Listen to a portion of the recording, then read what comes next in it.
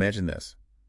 You get your Social Security notice for 2026, and the payment increase is actually surprisingly significant. Maybe, a real boost that could genuinely help your budget. Right. But then again, what if it's, well, barely noticeable?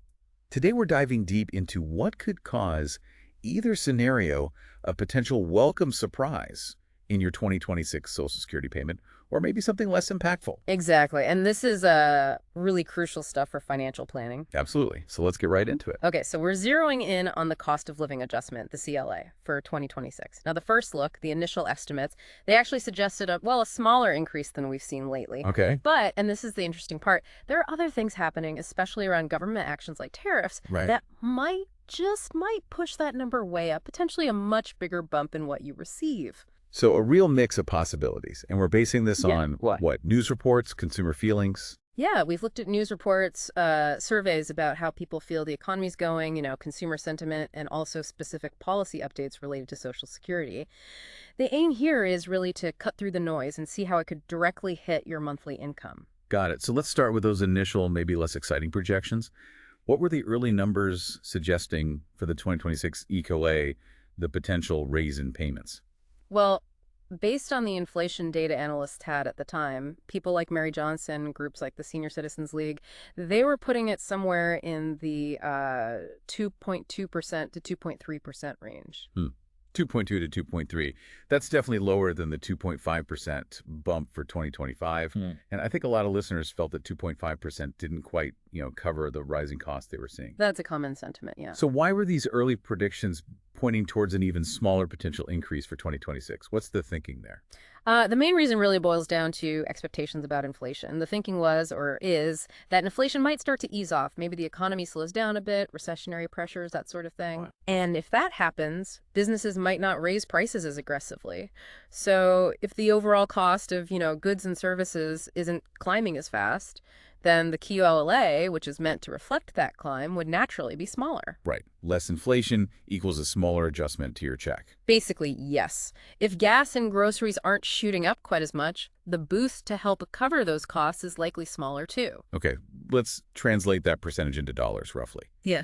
If those early 2.2% or 2.3% projections turned out to be right, what kind of actual extra money are we talking about in people's pockets each month? Well, analysts crunching those numbers suggested the average monthly benefit might only go up by something pretty small, maybe around $4 or $5. Wow, $4 or $5. Yeah. For someone on a fixed income facing rising costs everywhere else, that doesn't sound like it would make a huge difference, does it? Probably not. It might cover, one extra coffee or something small, but it's unlikely to fundamentally change someone's monthly budget situation, especially with costs for essentials still going up. Okay. But as you mentioned, there's a potential counter-narrative here, something that could lead to a much larger increase in those 2026 payments. Yeah. This University of Michigan survey that painted a very different picture of inflation expectations, right? Oh, absolutely. That survey was really striking. It found that consumers, on average, were expecting inflation over the next year to hit 6.7%. 6.7%. That's huge compared to the 2.2 we were just talking about. It is. And what really stood out is that this level of expected inflation, 6.7%, is the highest recorded by that survey since way back in 1981. So people are bracing for significant price increases. Okay, wow. So if people expect inflation to be that high, what could actually cause it to jump that much? What's the mechanism that could then trigger a much bigger Social Security boost in 2026 for everyone? A major potential factor being discussed is tariffs. Specifically, tariffs proposed or enacted by the Trump administration. We've seen a lot of back and forth, especially proposals involving the U.S. and China. And the trade tensions. Exactly. And some of the numbers floated, even hypothetically, were quite extreme. Like potential tariffs reaching 145% on goods coming into the U.S. from China and maybe 125% on U.S. goods going to China. Whoa. Okay, 145%, 125%. Those kinds of numbers would definitely impact prices, wouldn't they? How does that work? How do tariffs translate to higher costs for regular folks and then potentially, eventually, a bigger Social Security check? Well, think of a tariff as basically an extra tax on imported stuff. Okay. the companies importing those goods have to pay that tax. So to make up for that extra cost, what do? They usually raise the price they charge the stores. And the stores pass it on to us. And the stores pass it on to you, the consumer. So if you have widespread high tariffs, it could really push up the price of, well, a lot of things you buy every day. So it's this kind of unexpected chain reaction. Mm-hmm. The tariffs aim at trade policy, but a side effect could be much higher inflation in 2025. Potentially, yes. Which is the period used to calculate the 2026 COLA. So you could theoretically get a much larger payment increase, maybe that surprise boost we talked about, but it's happening because everything else got more expensive first.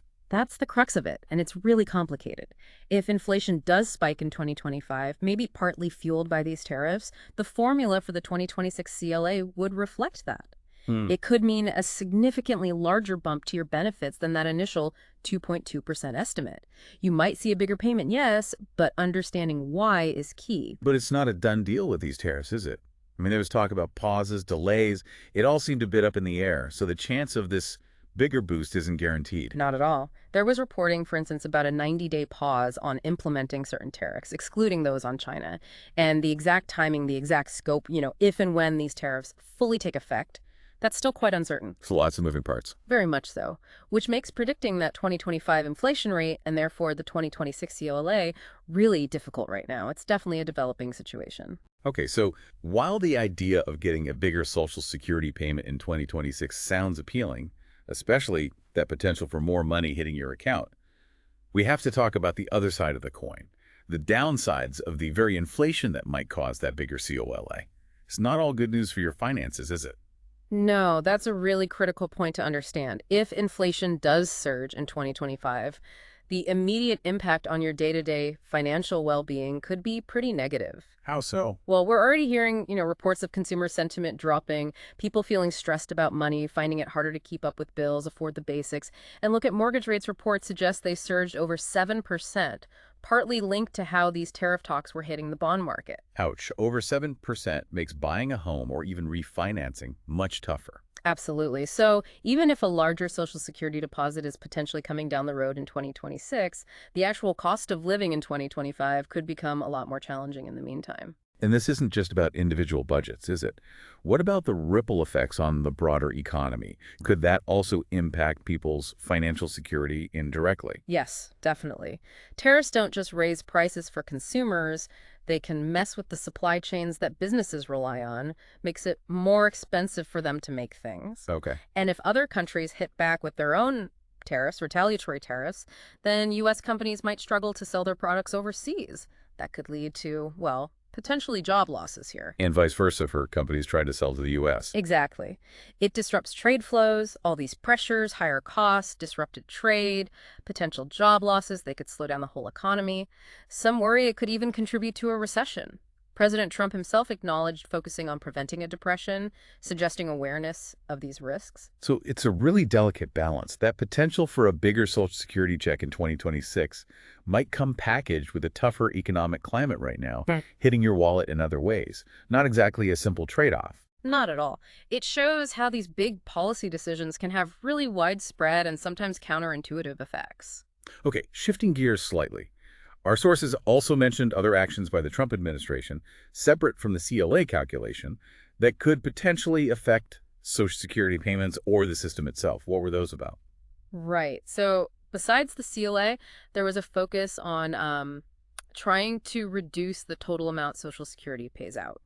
One specific example reported was an effort to reclassify thousands of immigrants as deceased. As deceased. Yes, as part of a broader initiative described as a crackdown on benefits potentially being paid improperly to non-citizens. That seems like a very direct way to cut payments. Is it clear how many non-citizens actually receive Social Security? The exact data on that can be a bit murky and subject to debate, but the general understanding is that non-citizens can be eligible for Social Security, but typically only if they've worked legally in the U.S., paid Social Security taxes, and met other specific requirements. The reported actions seemed aimed at stopping payments to certain individuals based on that reclassification. Okay. And were there other policy changes mentioned that might affect how beneficiaries interact with the system, how they get their payments? Yes, there were also changes implemented that made it somewhat harder for people to update their personal information, like their mailing address or their bank account details for direct deposit. Harder how? Well, Instead of maybe just calling in, the requirements shifted more towards needing to visit a Social Security office in person or using their online portal, the My Social Security account. Wow. The administration's stated reason for this was to enhance security and prevent improper payments or fraud. But I can see how that could be a hurdle for some folks, right? If you can't easily travel to an office, or maybe you're not comfortable using computers or the internet, it could slow things down if you need to change your bank info to get your payment. That's the potential downside, yes. While the goal might be fraud prevention, the practical effect could be inconvenience or delays for some beneficiaries trying to manage their accounts and ensure they receive their payments promptly. And the sources also touched on broader immigration policy, like encouraging voluntary deportation. How could that possibly connect back to the Social Security system and future benefits for everyone? The connection there is primarily economic. The concern raised is that if a very large number of immigrant workers leave the U.S., even if it's voluntarily, it could create labor shortages. All right. But crucially for Social Security, it would mean fewer people working and paying payroll taxes into the Social Security Trust Fund. The money coming in. Exactly. If the inflow of contributions decreases significantly, it could worsen the long-term financial projections for Social Security. It might potentially bring forward the date when the system is projected to face challenges, paying out full benefits to everyone. So actions aimed at, say, reducing current payouts or affecting the workforce composition, they could have these knock-on effects down the line for the system's overall solvency that people depend on. That's the potential long-term implication being discussed. Policies focused on short-term savings or other objectives might inadvertently affect the system's financial health decades from now. Okay, so pulling this all together, it feels like we're navigating a really foggy path here. You've got the chance maybe of a larger KLA in 2026, possibly driven by these tariffs and higher inflation. Right, that potential upside for the payment amount. But that comes with the very real downside of everything costing more now. And then you have these other policy moves aiming to trim Social Security expenses, which could affect service or have longer-term financial consequences for the system.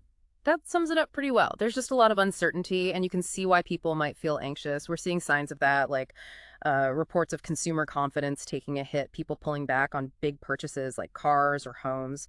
It points to a general unease about the economic direction. And amidst all this complexity, there's that constant background conversation, isn't there? Whether Congress should step in, maybe provide more support for Social Security recipients, especially those struggling. But the big question always comes back. How do you pay for it? Exactly. How Yeah. do you fund any potential increases or expansions? That remains the massive challenge, especially in the current climate. Finding sustainable solutions that have broad agreement is, well, incredibly difficult for lawmakers. It's the central dilemma, really, balancing the recognized need to support beneficiaries with the fiscal realities and political hurdles. So let's recap the key takeaways for everyone listening. The 2026 Social Security COL is really uncertain right now. Initial guesses were low, maybe 2.2, 2.3%. Which wouldn't mean much extra money month to month. Right. But then you have this wild card potential tariffs driving up inflation, which could lead to a much larger COLA, a bigger payment increase for you in 2026. But that comes with the sting of higher prices for everything else in the meantime. And we also touched on specific Trump administration policies aimed at cutting Social Security costs, like the reported immigrant reclassification and changes to how you update your info, plus the potential long-term economic effects of immigration policy on the system's funding. It's a lot. It really is. But understanding these different moving parts, even with the uncertainty, is so important for thinking about your own financial situation. Which leads us perfectly to the final thought for you, our listener. Given everything we've discussed, the fluctuating COLA possibilities, the chance of a bigger payment tied to painful inflation, the policy shifts, what steps might you need to think about in your own financial planning over the next year or two? How could these potential benefit changes, combined with the wider economy, affect your plans, and what adjustments might be worth considering now? It really underscores the need to stay informed, doesn't it? And to be flexible.